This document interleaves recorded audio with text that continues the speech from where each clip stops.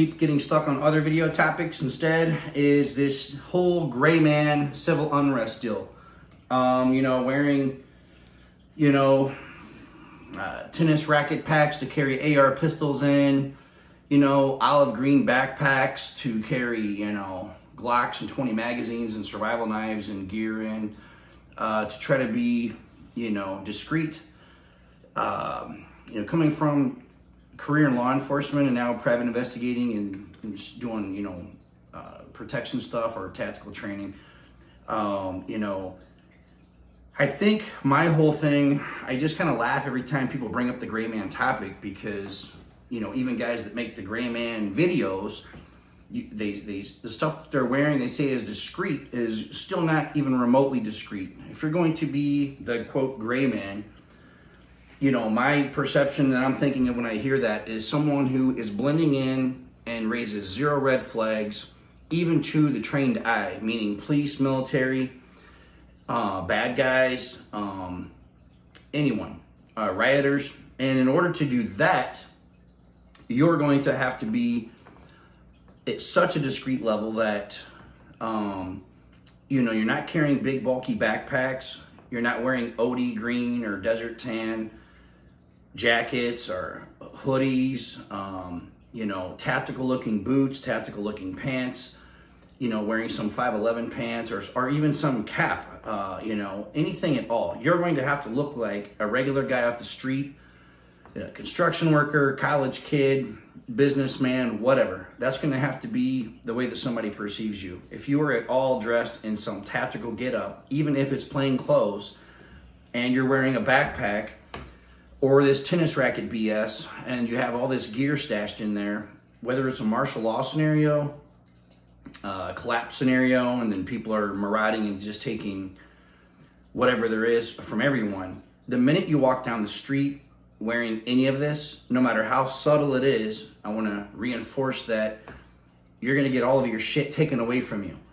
I mean, that's what's going to happen. And then they're either going to rob or kill you for it. So people that are talking about this Greyman stuff, they just seem to have the very misguided compass on blending in, because you might even blend into somebody who's really oblivious to their surroundings, or maybe with a lot of chaos going on. But to anyone at all that's a predator that's looking to take your stuff, rob you and your family of any survival gear, medical gear, food, water, or weapons, the minute they see a backpack, I don't care how you look. If you look like a skateboarder, if you're wearing a backpack and there's stuff in there, I can guarantee you they're going to be detaining you and taking a look. If it's martial law scenario, they're going to be stopping you, detaining you, looking through your stuff. And at that time, they're going to see all this gear you have. So if you come rolling down the road in a Toyota Tundra and it's all tactical, and all kitted out looking, and has gun stickers on the windows, and you hop out with your 511 pants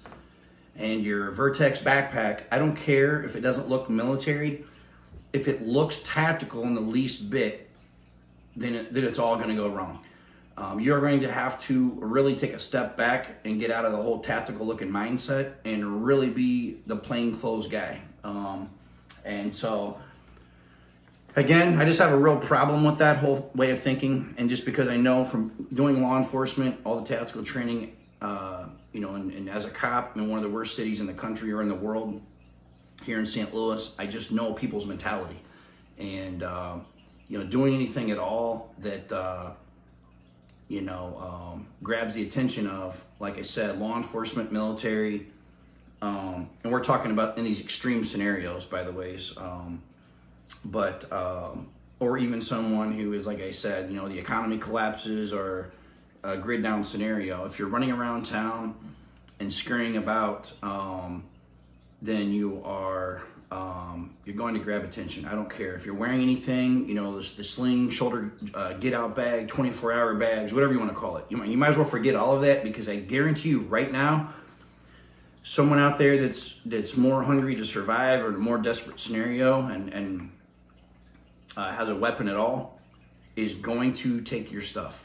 And again, the whole dynamics can totally change. If it's a mob of people, they're after you, or they're trying to kill you, you then break open this bag you have, and you have an AR pistol or an olive green hoodie or something like that that's the full tactical looking getup.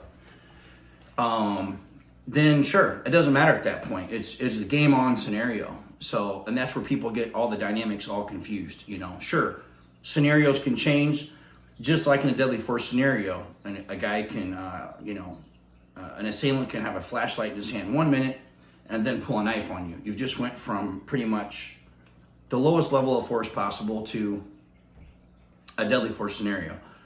So that's what I'm getting at here. I think guys, when they go out and they're talking about the Greyman thing, I'm just not real big on it because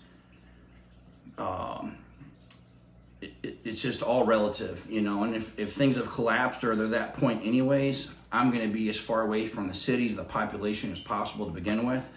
I'm not going to be running around doing the quote Greyman, you know, what can I wear?